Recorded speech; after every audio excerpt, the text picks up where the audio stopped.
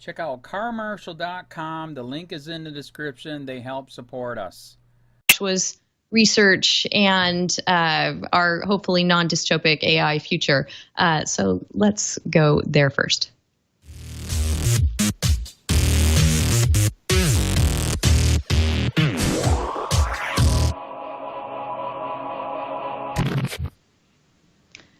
Joshua, I have not read your dissertation. I have read its abstract, and I've read your post from the London School of Economics site concerning your thesis, accountable algorithms. So I think I get the gist, and I'm excited to be able to delve into it more deeply with you here today. But from what I can gather, the crux of your suggested approach is something called accountability by design.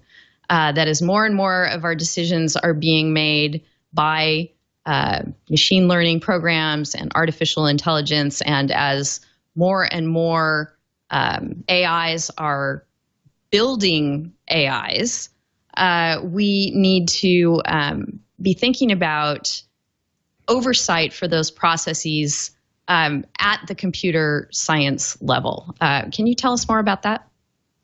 Sure. So I guess what I mean by that is that, you know, all of these things are artifacts. They're tools that are built by people. And I think it's important to remember that, and to remember that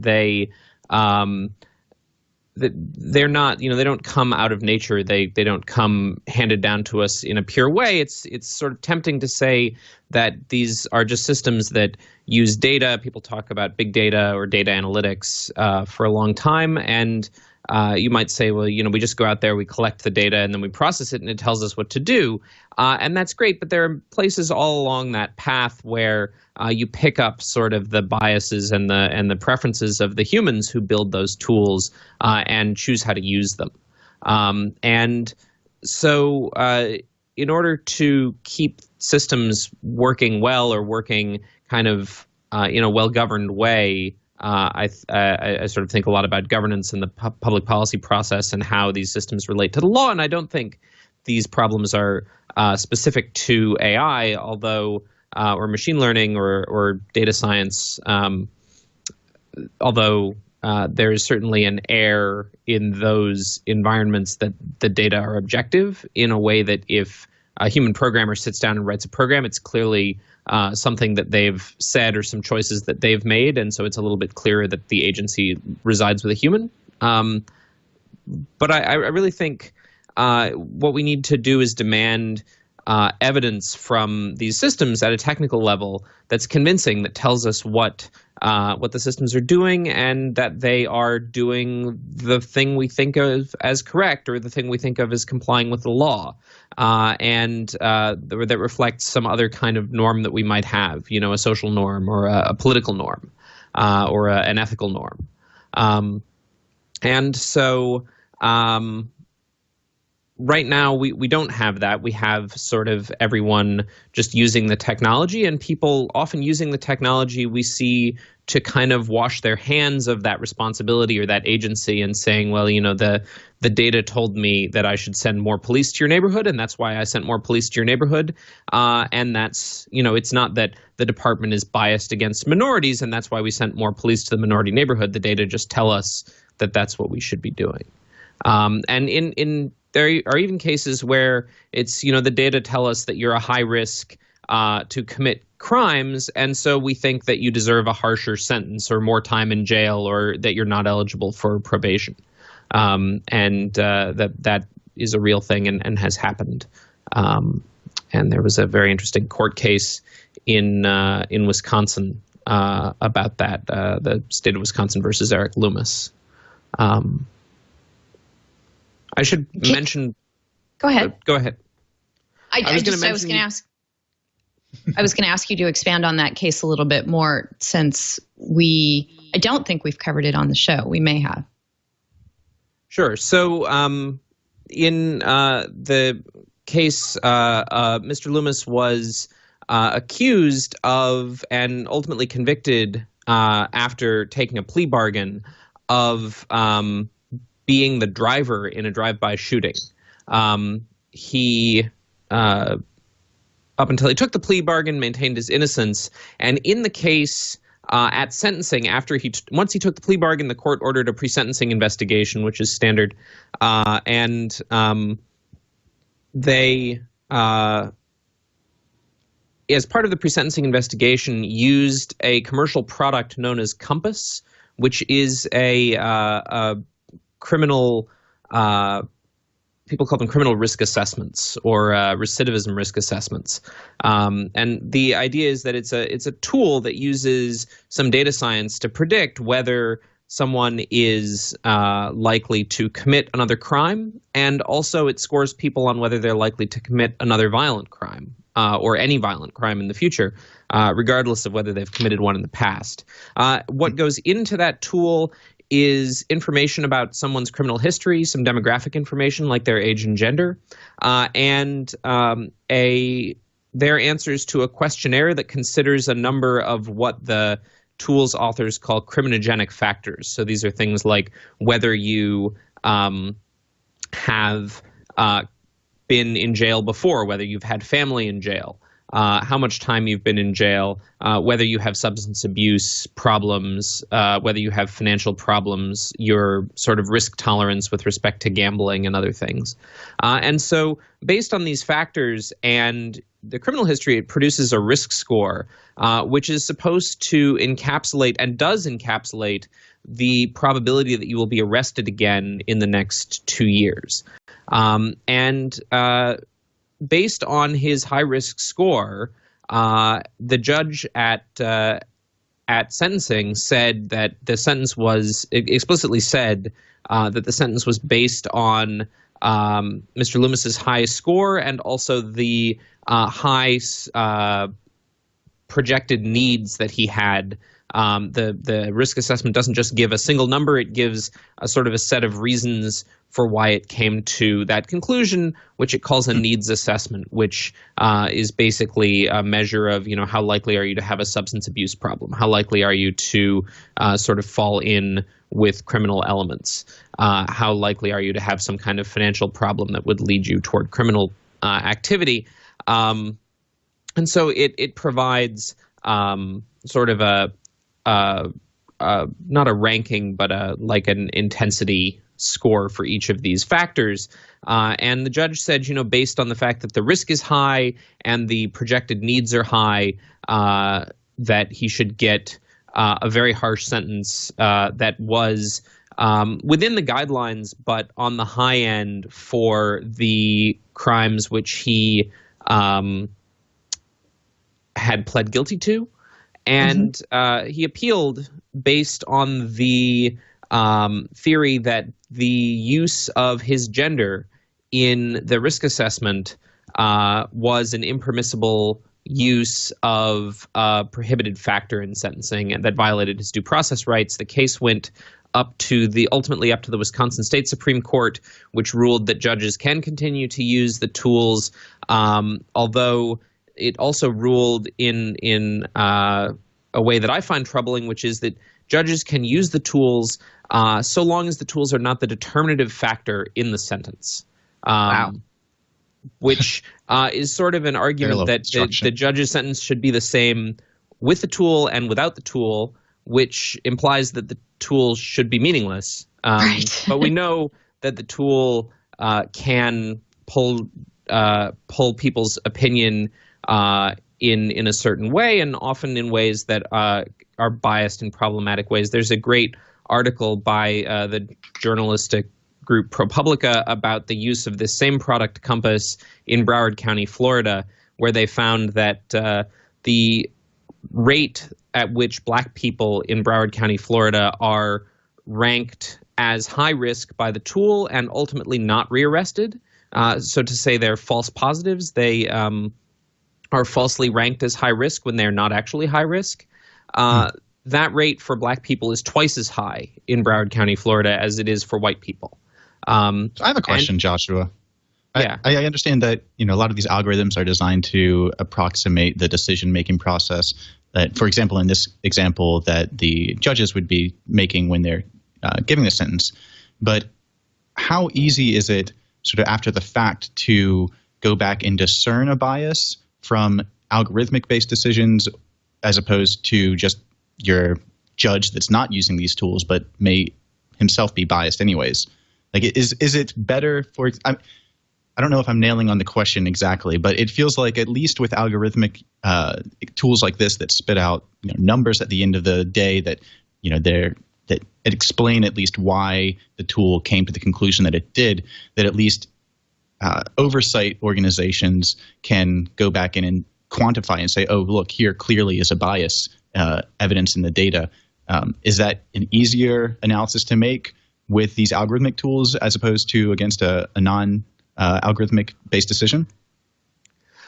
Yeah, so I think that's exactly encapsulates something that is a key idea, not just in my dissertation, but also in a law review article that I wrote based on my dissertation with an enormous number of people. It's, as far as I know, the only law review article in existence with 7 authors. Anyway, it's in the University of Pennsylvania Law Review, and it has the same title, Accountable Algorithms, which I think I wouldn't have done if I'd known it would break Google Scholar. But anyway,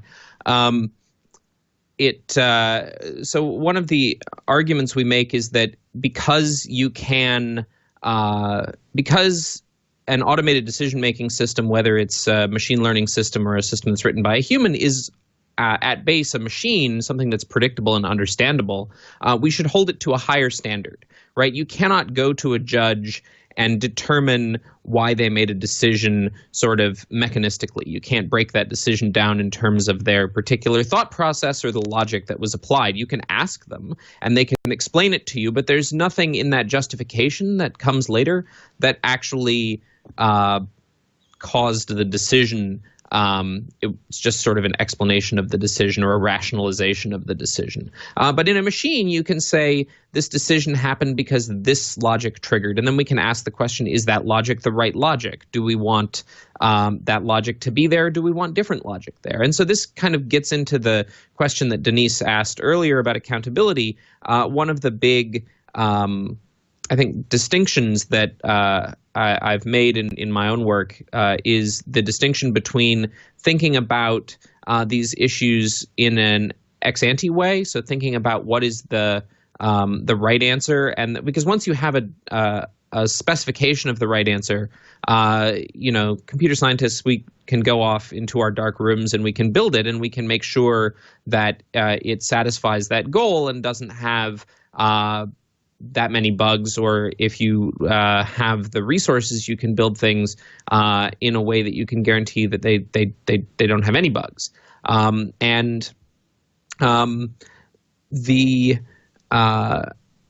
other alternative is to think of it in an ex post way, and often in law or policy making, this change from ex ante to ex post gives you a lot of power, because when you're thinking about a problem purely ex ante, you actually have to specify a full accounting of what you want to happen. You have to say, this is what it means to discriminate. This is what it means to have fair use in a copyright situation. This is illegal hate speech. This is not illegal hate speech. Obviously, many of those analyses are going to be contextual. They're going to be quite subtle, and it would be really hard to draw a bright line ahead of time. And so what we do is the bright line we draw ahead of time is we say, we don't know how to specify this, but we can put this person in charge of telling us after the fact. This person might be a judge. It might be a legislative committee. It might be the internal affairs team in a police department or at a company. It might be some kind of oversight board that's set up for a specific purpose. But in all of those cases, the role of that entity is to consider, using a process that everyone can buy into, what makes something fair. And it's that process that I think it really kind of allows you to build the necessary ambiguity into policymaking so that people can agree on something and move forward and not fight forever about the specifics of what constitutes discrimination. That's a really interesting point about the role of ambiguity in allowing policy to move forward. I hadn't heard it put that way before, but that's very eloquent. Yeah. I have an observation and a question, Joshua. The observation is, I think it's so telling that our IRC is going, of course, straight to pre-crime and hearing you describe this case, but it's really post-crime we're talking about here. We're talking about something that is being used not to determine guilt, but to determine sentencing, and probably for that reason has a lower standard of what we're willing to let it do. And as you said, the state Supreme Court decided it could still be used. I suspect that we'd be having a very different conversation if it had been somehow factored into finding guilt in this case. So I think it's fascinating to watch. Certainly the justice system, how long you spend in jail, and the severity of your sentence, where you do your time, how you do your time, is an incredibly important part of our justice system, and that we should be vigilant in tools that are being used for that part of the process as well. And then my question for you, based on your research and writing, is taking that example, that compass system that was used, how would you apply accountability by design to make that? You argue that transparency is not what we're after, more accountability. How would you apply those principles to that particular fact set? Can I piggyback on that question as well, and maybe add an addendum to that question? Because I'm interested in the way that these are private companies, or private companies make this product compass. How are we? Is there research being done into these private companies themselves? Is there any conflict of interest? Or how do we know that there's no conflict of interest? Rather, that a situation couldn't come up where a private prison company makes a product that is a automated sentencing tool that is then used to funnel people into the prisons. I mean, is that how do we build accountability at that level as well, I guess? Yeah. So the actually, to the point of whether it's pre-crime or not, I think it's interesting to think about where the feedback loops are in this system, and the fact that you spend more time in jail, or you spend time in jail pre-trial even, that you don't get bail, because that's what the system was developed to do. It was developed to determine whether you should be subject to bail before trial, and also whether you are a candidate for alternative sanctions like parole, non-custodial sanctions after conviction.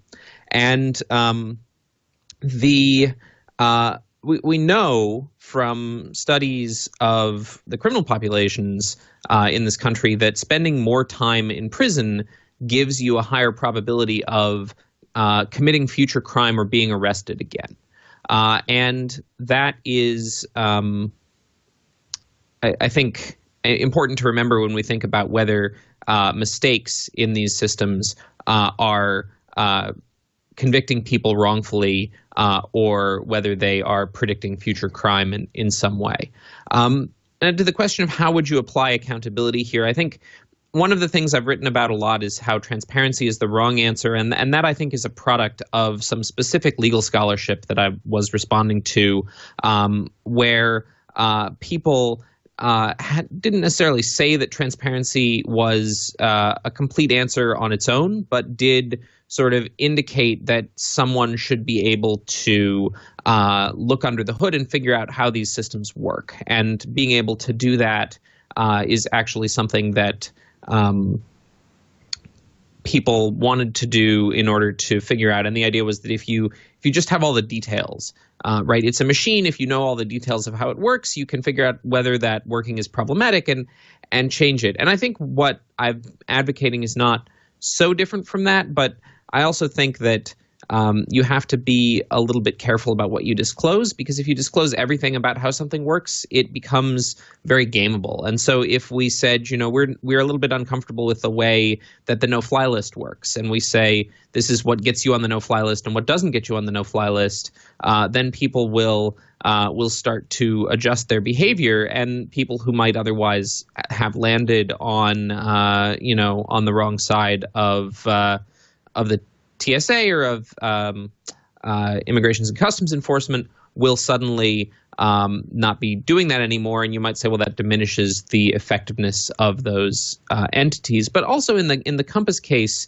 the model is fairly simple. There are lots of machine learning tools which are really hard to interpret. And Compass seems to be built on technologies that people think are much easier to interpret. But it's still problematic to understand because it's proprietary, because it has, when law enforcement agencies or departments of corrections buy this tool, they sign contracts which contain confidentiality clauses that say that they can't reveal how the tool works. They're not going to get information about how the tool works. And if they do figure out things about how the tool works, they can't disclose them any further.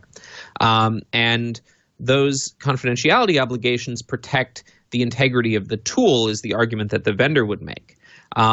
However, there is an interesting problem for sort of the rights of the accused in confronting evidence against them, especially if the risk assessment is used in a setting where it's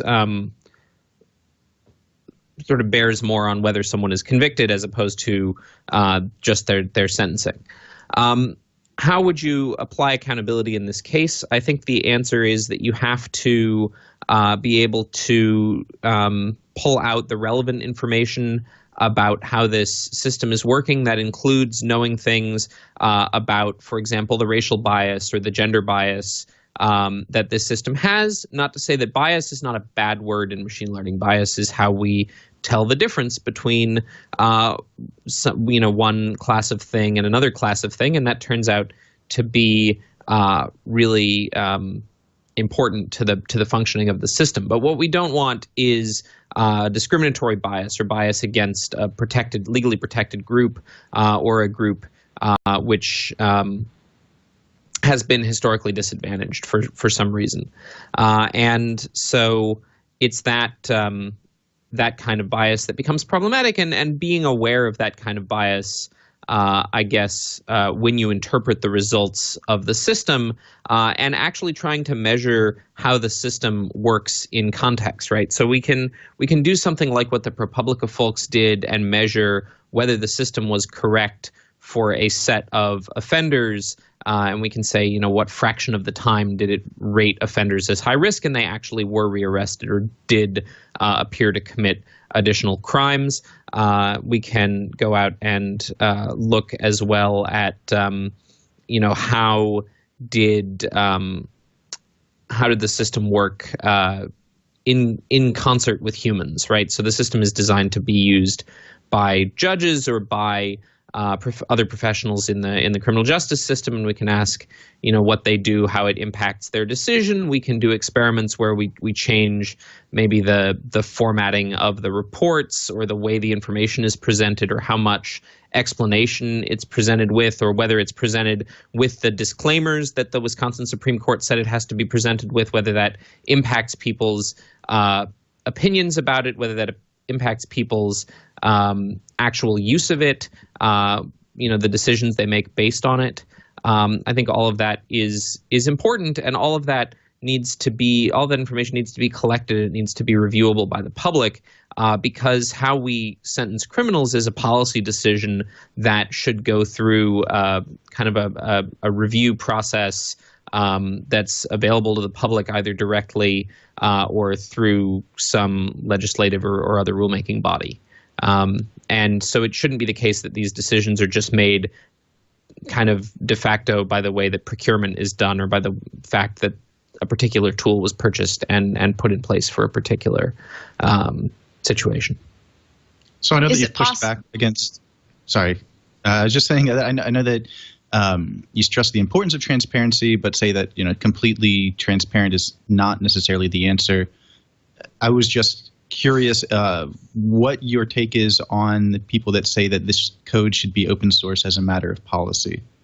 Do you support that, or find any problems specifically with like sentencing algorithms? Obviously, in certain circumstances, like in the ones that you described, transparency wouldn't be permitted or would break the process. But for this type of algorithmic tool, would open source be at least a step in the right direction, or do you think that it should be required or should not be? I think open source is a step in the right direction. I think there are cases where it probably should be required. I also think that people tend to vest it with more power than it actually has. Mm-hmm. And the example I'll give for that is the city of New York just had a blockbuster hearing on a proposed city council law that says that all systems that are used by city agencies must be open sourced, and that includes models such as Compass, but also models that they use to, for example, figure out how to deploy, road crews, figure out where the potholes are likely to be. I think that kind of openness is good and useful and supports all sorts of open government values that are very important. I also think that in many cases, that kind of disclosure doesn't tell you everything you want to know. So you might, for example, want to know some kind of property that isn't a property so much of the technology, but of the technology as it's applied, or the tool as it's used by people. So the tool is, in many cases, a decision support tool, right? It's not actually sending the trucks out to fix the potholes. It's not actually putting a person in prison. It's a tool. It's presented to a human decision maker, and the human decision maker relies on the tool to help them make a decision that they were going to make anyway. And I think it's important to focus on how the tool, kind of composed with the human, is operating, and to ask, if that process is some kind of important process. It's a criminal process. It controls the liberty of a person. It's even if it's a procurement process, it controls money that some government entity is spending. We may want some kind of audit trail, some kind of information about how that process is operating that needs to be generated along the way, so that it can be reviewed later by a competent oversight authority, and that authority actually has the information necessary for them to do their job. And that's sort of what I mean in my work by accountability, that you've thought about the evidence that's necessary to do that. And that's not just going to be in the context of artificial intelligence or machine learning. You could think of voting systems as working this way, right? Voting systems create evidence of what they are doing the whole way along, so that when you have a challenged election, you can say, well, we can go back and we can look at the voter rolls, and we can make sure only eligible people were registered to vote. And we can look at the voter sign-in books, and we can say only people who were registered actually signed in and voted. And these other people came to the polls and they weren't in the voter roll, but for some reason we thought they might be eligible to vote. So we collected their preferences on a provisional ballot, and that provisional ballot is tied to them in a way that an oversight entity can, after the election, review whether or not it should be included in the count.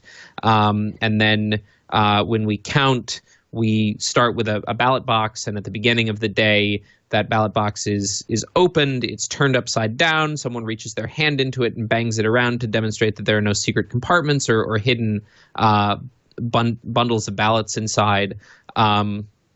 The ballot box is inspected by observers, ideally from opposing political parties. It is then sealed.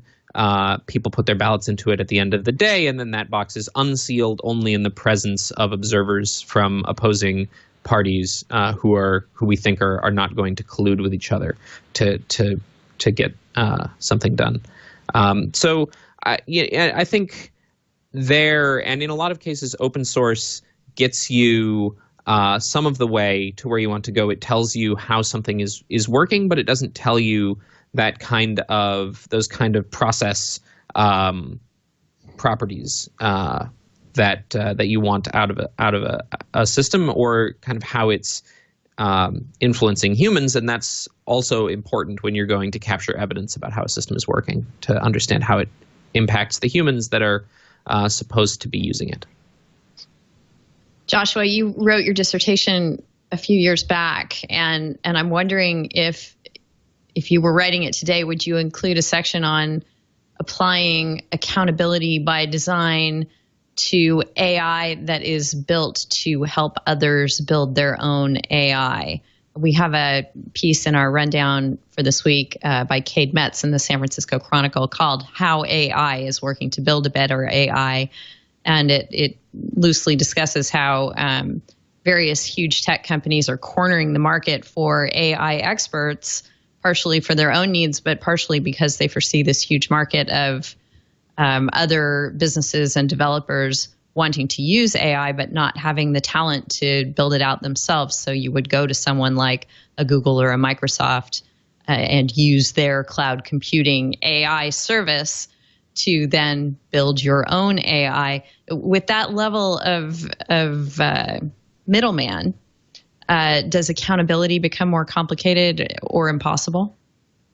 I don't think it becomes more complicated. I think that in a lot of cases, having a cloud provider can be really helpful, because if you imagine that there's some sort of audit trail requirement that you want to exist, that a centralized provider is more well-resourced to make that happen, to implement the technology that's necessary to support it, and to deal with, staying on the cutting edge, right? Because let's just say a car manufacturer does not have the resources in their IT department or even their data science unit to take that on.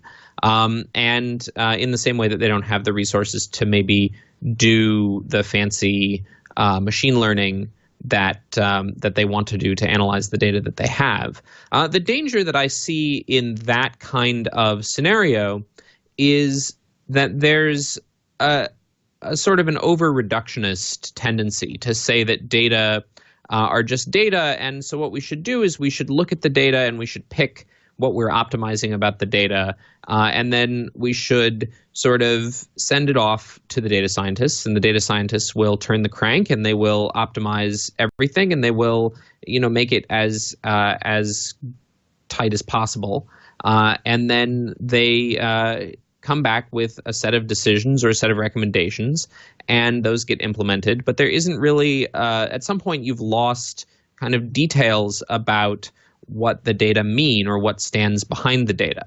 And that can wander you into a number of problems where when you build these models and you optimize them, you've chosen a particular task that the model is trying to predict. So you've chosen, we're going to predict whether someone is likely to flee if you let them go on bail pre-trial, and for how much bail. Versus, they're a flight risk and they should be detained prior to trial. That is a particular task. If you take that model and repurpose it for some different task, like what should this person's sentence be, it's likely not to work, or some of the assumptions of the model are likely to have become wrong. And as a result of that, the model will not work as well on that other task. And so I worry that when you have these generic machine learning systems, Google has this, I think they call it their decisions API or something like that. You upload some data, they crank on it, they give you back the answer, and it comes down with this air of authority that says this is the answer, even though it doesn't maybe relate to the original problem that you were asking, or you don't know how it relates to the original problem you were asking. And so I think you kind of are losing control of the process, and it becomes less a sort of a situation where humans are sitting down and building tools that are built to a purpose and advance well-defined goals, and more just a situation where you're pushing numbers around on a page that don't necessarily relate to anything. There are other options, right? You could imagine having a suite of tools, a suite of machine learning tools available and usable, and then professional services that sit on top of that from a cloud provider, where they come in and they try to understand the problem and the task and how those tools can be applied. And I think that's a reasonably common framework in a lot of cloud environments, where you have, like a solutions engineer or someone who works to integrate a product into your company's specific set of needs, and that isn't necessarily something that is always happening in the case of these kind of AI generated AIs Yeah, I'm sitting here envisioning, and I'm sure it's going to happen, the AI-generated AI that assesses whether your AI-generated AI is sufficiently accountable. And we'll go on from there. It does feel like that's one of the potential solutions, right? I mean, if we're worried about algorithmic bias, can we make an algorithm that can help us identify bias and figure out whether these other ones are accountable? Yeah, so I guess what I would say to that is there are many ways to measure bias, and we've gotten a lot better in the last couple of years at figuring out how to define it or how to measure it. And people are starting to wake up to the idea that you have to measure it, and there are even tools that allow you to define kind of specific kinds of fairness criteria. So maybe a fairness criterion you want is proportional representation. You want the number of college students you admit to reflect the ratio of people in the general population or the applicant pool by gender, by racial grouping, by some other protected status, your favorite, by income, let's say. You want that kind of diversity, and that's a bit of a strong criterion. Maybe you want a different criterion, which is like equality of opportunity, that says that qualified members of a protected group have an equal chance of getting a loan, say, as qualified members of the majority. You might want a fairness property, as was the case in the Compass scoring system, that the system is well calibrated, meaning that the score you get corresponds nicely to the probability that you will be arrested again in 2 years, and that property is true of the Compass system. It's also true of the Compass system for both black people and white people, and it's also mathematically incompatible with the property that ProPublica was looking for, which is that the false positive rates and the false negative rates are equalized for those two groups. So it is impossible because more black people are arrested in the jurisdiction that they were looking at in Broward County, Florida. The chance of being arrested as a black person is more than twice as high than as a white person in that jurisdiction. Because of that, it's mathematically impossible to have both the fact that the score corresponds to your risk of arrest and that the false positive rate, the chance that you are rated as a high risk when in fact you will not commit another crime within 2 years. Those cannot both be equalized across races. It's mathematically impossible. Okay, So well, I know think that's sorry. actually a good segue to take this from the realm of research and scholarship to the realm of legislation, regulation, and policy, where these principles become law and have real impact.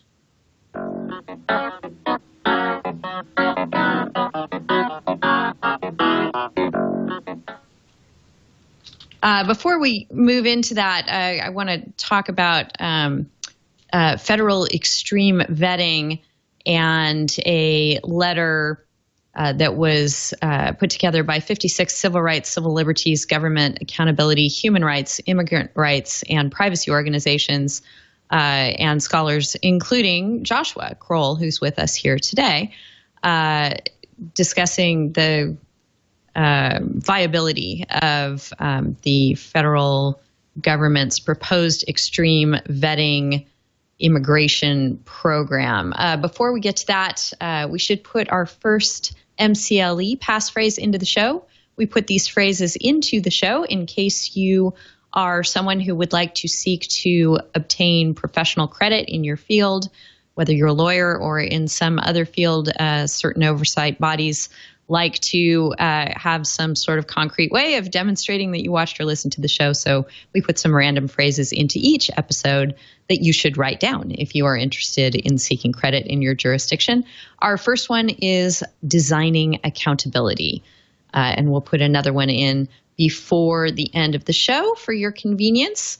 But let's talk about this letter that you signed on to, Josh, and why it is problematic that the federal government hopes to develop processes that will look at various predictive aspects of someone's life to try and determine if they are more likely to commit a crime or a terrorist act. Here we're moving from the COMPAS system, which dealt with sentencing, to something that is much more predictive of, much more in the realm of pre-crime and trying to take actions based on those kinds of factors. What does the letter say, and in what way does it specify that this isn't a good idea?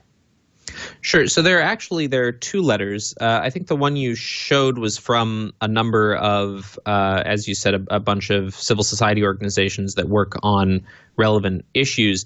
There was a second letter. The one that I signed was a shorter expert letter that's signed by 54, I think, computer scientists and data science experts and artificial intelligence, machine learning researchers who oppose just purely on its technical merits that the system as proposed is unlikely to work for the goals that it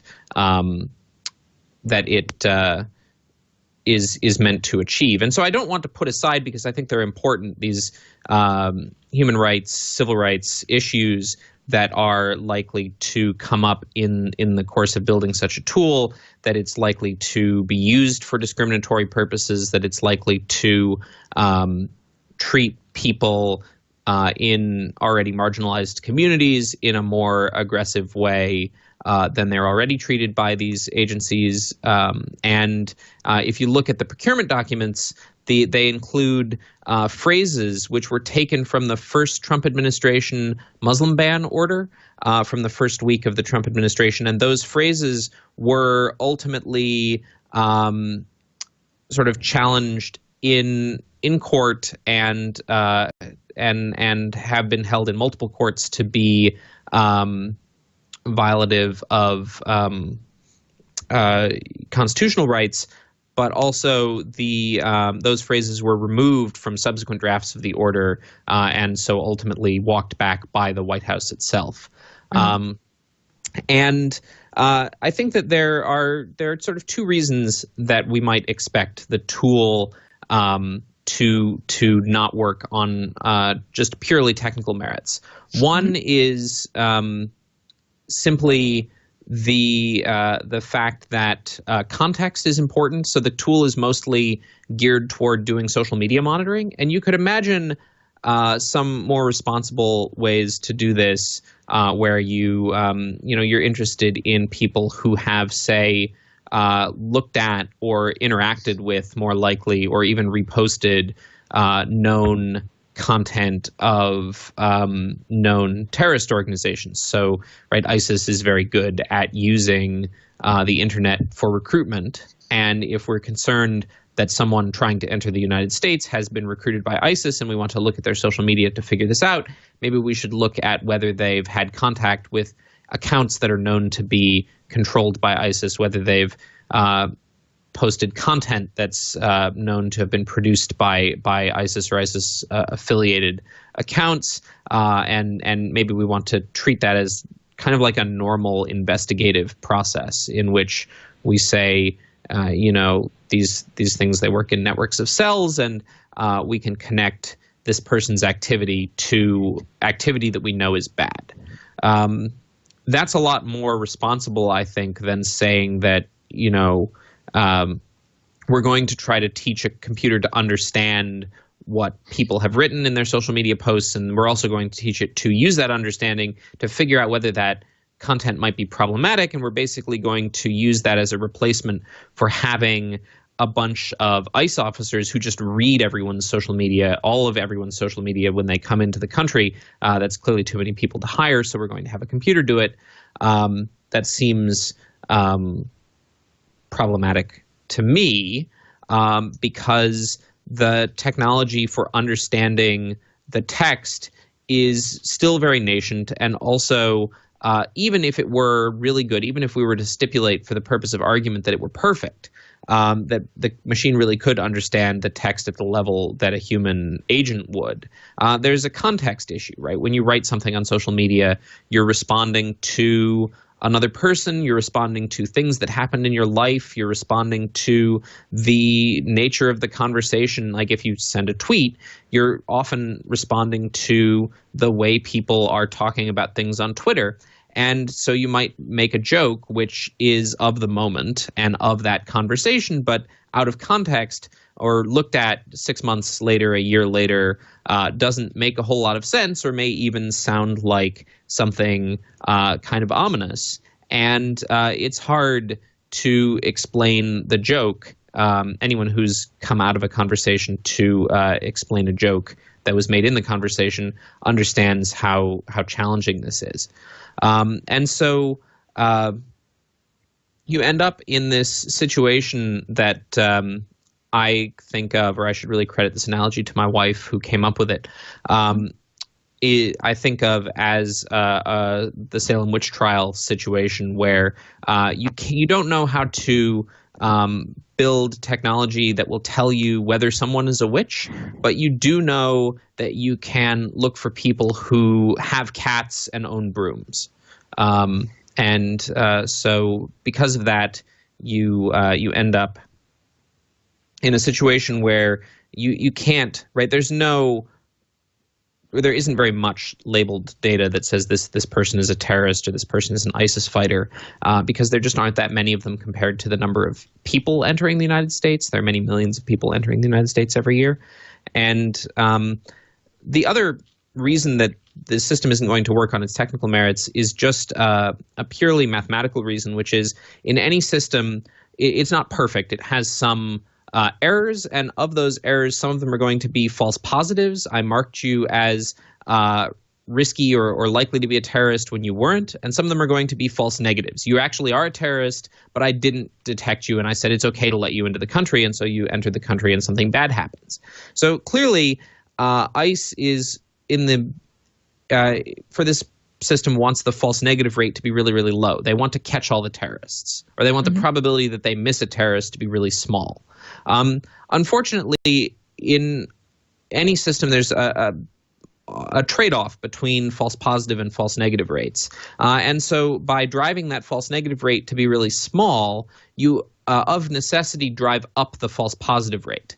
You're going to make more false positive errors. And so what that means is the system, if it's working well, is going to generate a lot of flags that put people in contact with law enforcement when they don't need to be.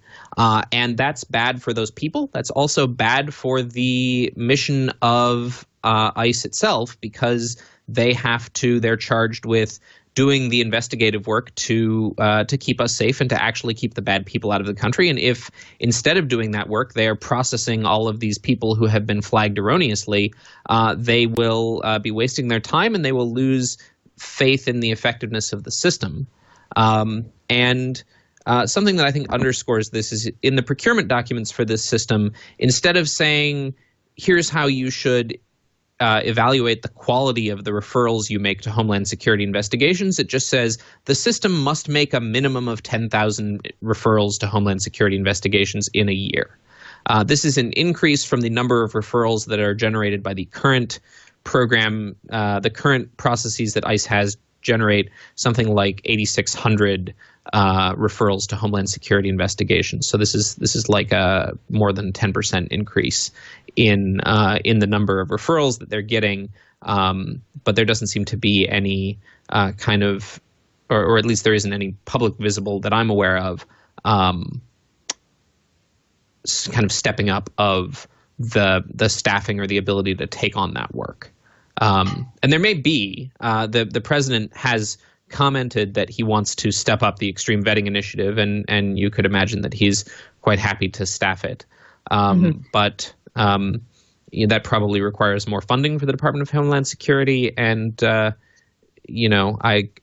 wouldn't want to be in charge of getting that through Congress, but someone clearly is. And it also requires, I mean, it sounds like the incentive you just described is, provide us with red flags, and without the parameters of really what's going to constitute a valid one. It's more about quantity than quality.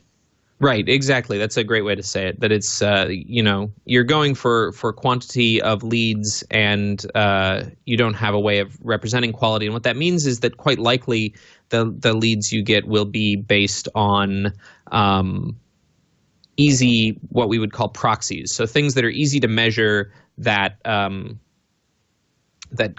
correlate but don't stand in for the particular thing that you want to measure, because we can't measure whether someone is a terrorist or not. There's no, until someone commits a terrorist act, there's no kind of way to do that, right? Because that's what defines a terrorist, is someone who did a terrorist thing.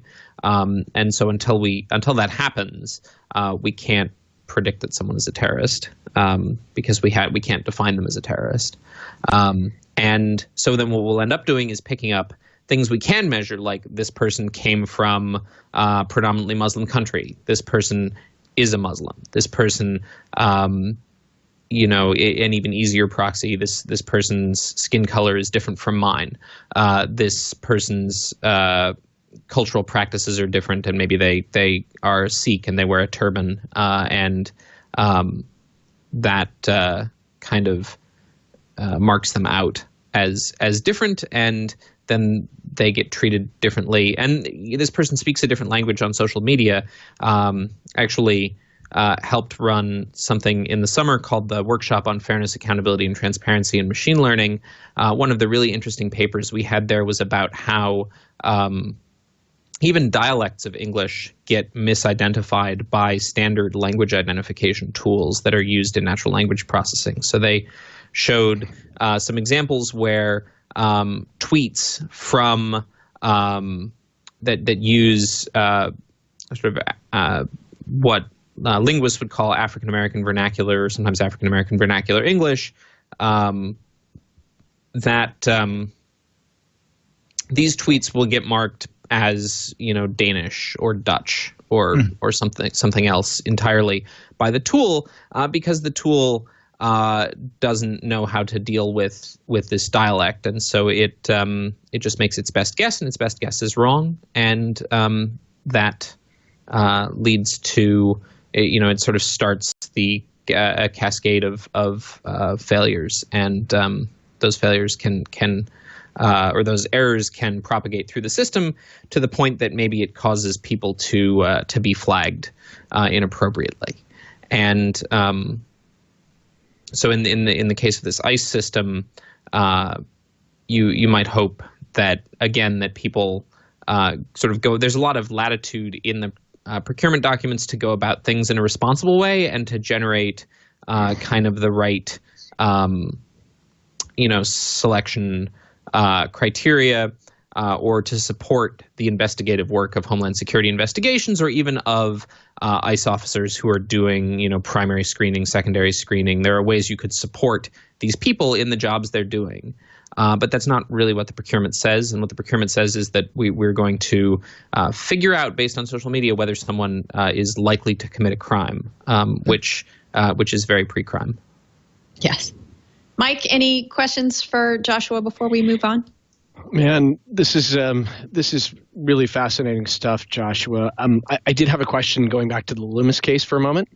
So that was a case that emanated from the Wisconsin Supreme Court, as I understand it. And I believe the Supreme Court denied review of that case. Is that right? The United States Supreme Court? Yeah, and if you're looking for something to read about that, the Supreme Court did deny cert in the Loomis case, but they took the interesting step before denying cert of asking the Justice Department to write an opinion on whether cert should be granted.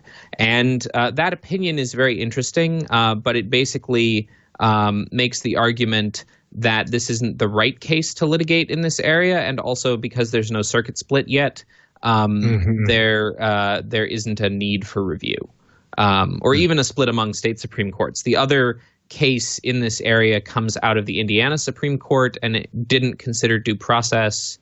But there are things about the Loomis case that make it suboptimal, I think, for reviewing this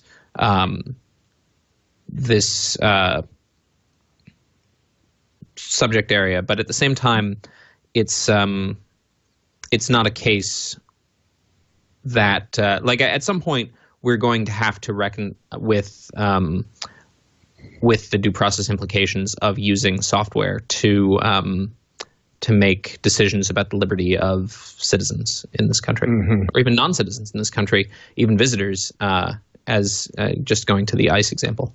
Sure. I want to move on to Bitcoin. It's been such a huge week for Bitcoin. But just to close out this topic, I wanted to comment. I love your wife's analogy, the cats, brooms, and witches one, and wanted to kick it to Emery to see if you have any final thoughts before we move on here, Emery. No, I just want to echo Mike. This is a fascinating discussion. It's thank you, Joshua, for coming on the show. Yeah, definitely. All right, so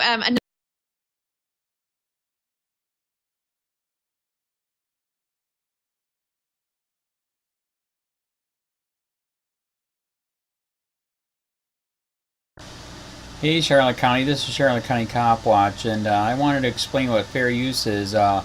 You can use pieces of news articles if you're doing it for news reporting, you have commentary, and you're doing it for education purposes. So that's what fair use is, as you can see right here. Another reason why I wanted to make this video is to let you know I have just joined with Patreon. A nice thing with Patreon, I make no money on YouTube. They took the money away years ago, and so this is another way to give, and it's a nice thing too, because you can give monthly. You can give $1, $5, $10, whatever. I do 4 to 5 hours a day on trying to wake the sheeple up on how corrupt it is and different ways that you can fight the corruption. So Patreon is a way that you can do it, and then of course the old way is still there. Donate to Charlotte County COPWATCH with PayPal or credit card. So keep that in mind. 4 to 5 hours a day. I make no money, but the corruption happened to me, and I'm sick of it. So I'm trying to wake people up. But my wife would love it if if we could get some help out there. There's 47,000 subscribers. Just think if each one of you subscribers just gave let's say $1 a month. 47,000 subscribers gave $1 a month. That would be awesome. That's not going to happen. But anyways, that would be great if it did happen. But do the math in your head. Just think about it. Like I said, 4 to 5 hours a day. I get no money from YouTube. YouTube has gone nuts. You can't do anything anymore. They're taking the money away everywhere. So these are a couple different ways that you can still help out with all this time that I put in. And as you know, I'm in a special situation where, at least I can do it, 4 to 5 hours a day. We have a cleaning company during the day. That's what allows me to do this, and we're debt free. So this is my hobby. I don't go fishing and all that other crap. I try to save the world.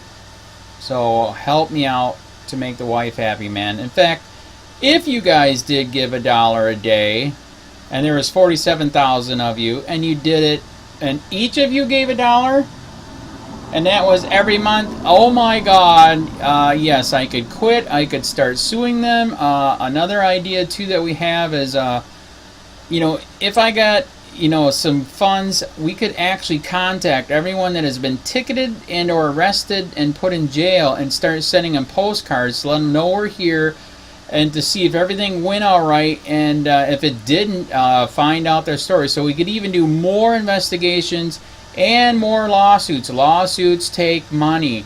So just think about that. 47,000 of you so far right now. $1 a day. $1 a month on Patreon, or $5 a month Patreon, 10, 20, whatever. Just do the math in your head, help out. This is a lot of work every single day. Thanks.